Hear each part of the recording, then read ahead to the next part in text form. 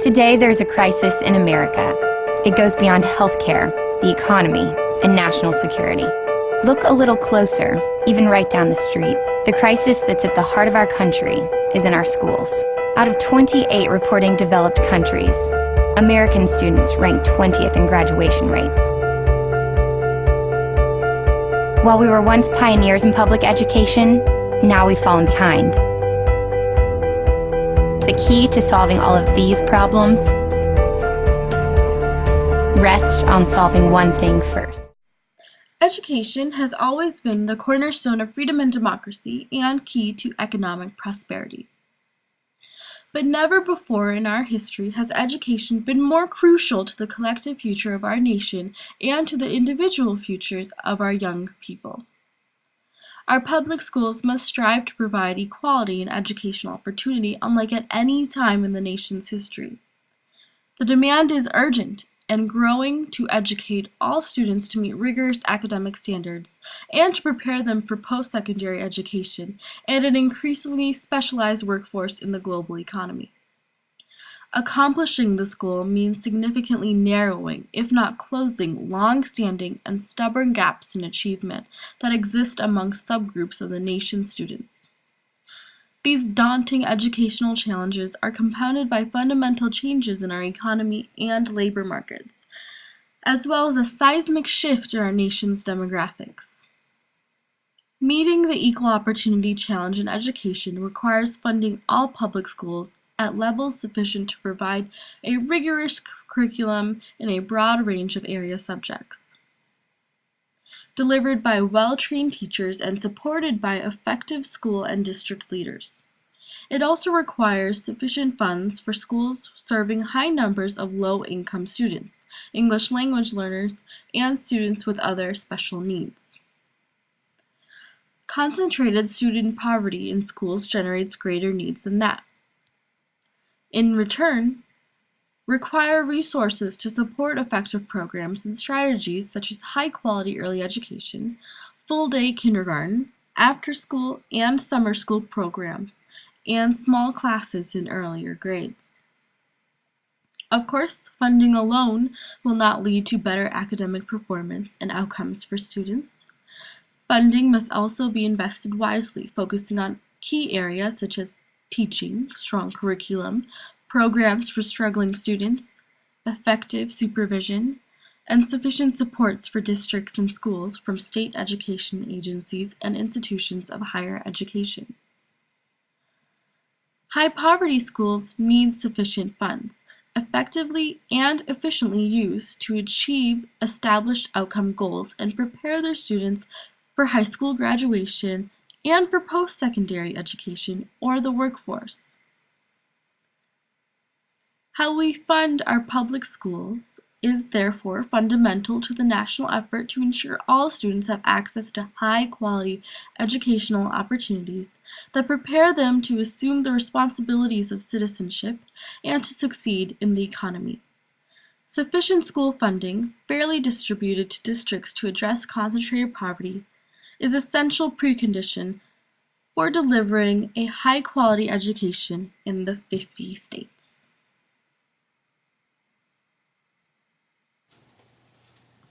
There are obvious differences between suburban and inner-city schools. Not only are the areas vastly different, but the resources available to students and teachers are different as well.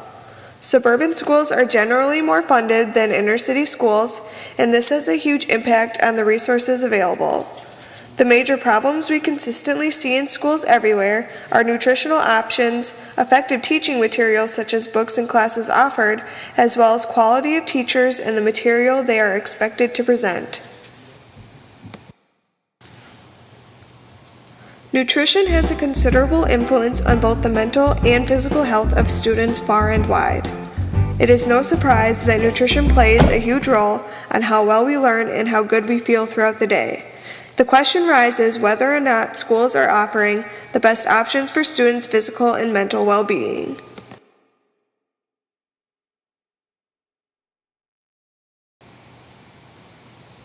Teacher shortages are also a huge problem that is seen in most inner-city schools.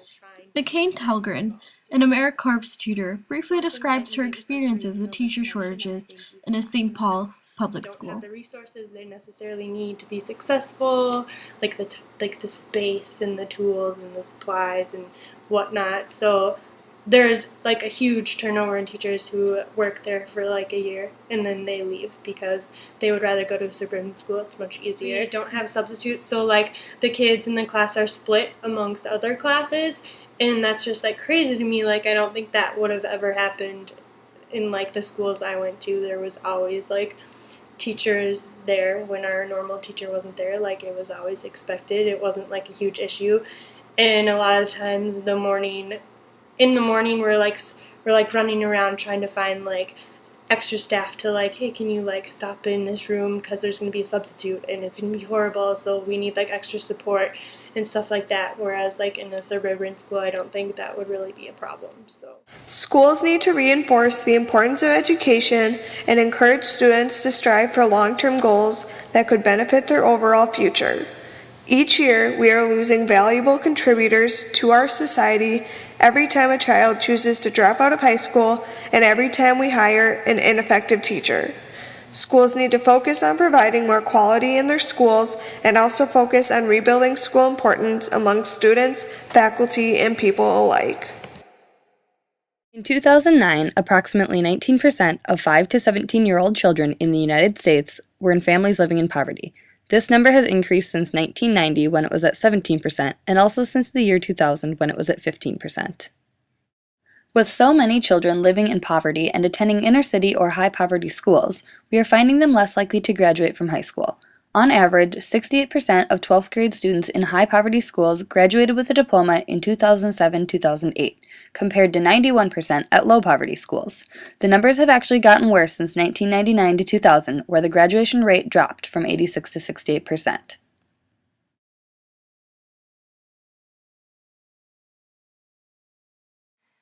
Melanie Soland, a former social work intern at Minneapolis Public School, speaks on how various issues have come to part the achievement of inner city and suburban schools. Inner city schools, unfortunately, they have a lot of other issues that they're facing that most suburban schools don't, or at least they're facing them more across the board in terms of issues of poverty, stability, and so on, whereas, there may be a few of those issues in the suburban schools, but most people, or most families there are more stable, so they don't face them on the same level. And because of that, a lot of the educational work that's being done with the students in the inner city schools seems to be more remedial or catch-up work to get students to the grade point or grade level that they're supposed to be at. Whereas in the suburban schools, most students are already at the grade level they're supposed to be at, so they have more opportunities to engage in enrichment activities to kind of move beyond that point. So I definitely see a huge difference in terms of the education and programming. Alliance for Excellent Education reports that every year 1.2 million high school students do not graduate with their peers, and 30% never graduate high school at all. According to research done by Princeton economics professor Cecilia Ruse, over the course of his or her lifetime, each high school dropout costs the country approximately $260,000. These expenses go towards public expenditures on law enforcement, prisons, healthcare, welfare, childcare, and more. If these students were to graduate, they would benefit our economy by $127,000 per pupil. A number of provisions at the federal level are working to bring balance to school resources and increase student achievement levels across our nation. There is greater flexibility being permitted to states in regards to previous No Child Left Behind standards. Those standards may have helped a few schools, but they really put a noose around the neck of a large number of districts, forcing them to teach to a test. This increase in flexibility does not mean that states will be lowering standards if they seek exemption from No Child Left Behind. What it means is that standards will be increased if states seek flexibility, providing both an incentive to local education districts to excel at meeting the needs of their students while encouraging change from practices that repetitively fail students as a whole. We all know that schools can't do it alone. As parents, the task begins at home. It begins by turning off the TV and helping with homework and encouraging a love of learning from the very start of our children's lives. And I'm speaking from experience now. Malia and Sasha would often rather be watching American Idol or SpongeBob. But Michelle and I know that our first job, our first responsibility is instilling a sense of learning, a sense of a love of learning in our kids. And so there are no shortcuts there. It's there. We have to do that job, and we can't just blame teachers and schools if we're not instilling that commitment, that dedication to learning in our kids. But as a nation, we also have an obligation to make sure that all of our children have the resources they need to learn, because they're spending a lot of time outside of the household. They're spending the bulk of their waking hours in school. And that means that we've got to make sure we've got quality schools, good teachers, the latest textbooks, the right technology. We as citizens need to place a higher value on public education. Beyond just increased standards for student achievement, stable financing for our education systems, and incentives for teachers to provide quality services, we also need to recognize that there are basics of life that all our students need, and without them, they cannot focus on education to the same level of achievement as students who do not have to worry about daily survival. Without resolving these stressors that affect the overall achievement of our urban populations, then we as a society are simply continuing to paddle upstream against a swift current. There are no easy solutions. And from my background as a social worker, I really think and believe that the community needs are one area that truly need to be addressed in order to help students in inner cities be able to be the most successful academically. Because if they have to worry about where they're going to be sleeping each night, whether or not they're going to be having a meal that day, issues of safety if they have to, hide out so they don't, there isn't a drive-by shooting or something like that, they're going to have a really hard time coming to school prepared to learn, and those issues are not as prevalent in the suburbs. So those students in the suburbs are ready to learn. They have parents who can come home at night and read to them, whereas in the inner cities, a lot of people, their parents may be working at night, they may be working odd shifts, so they just don't have the same kind of outside factors that help support education and learning. So unless those are addressed a little bit more, it's going to be difficult to help the students be the most successful academically in school. And I think the issue of funding is also a really, really huge one. And right now, or at least in the past few years, funding for schools was heavily tied to the No Child Left Behind law and the idea that each school had to meet a certain annual yearly progress, which is the idea that each student should be able to progress 1 year academically each year, which on the surface makes a lot of sense, but kind of in the field, it doesn't make as much sense when you have to take into consideration all of these outside factors that impact learning.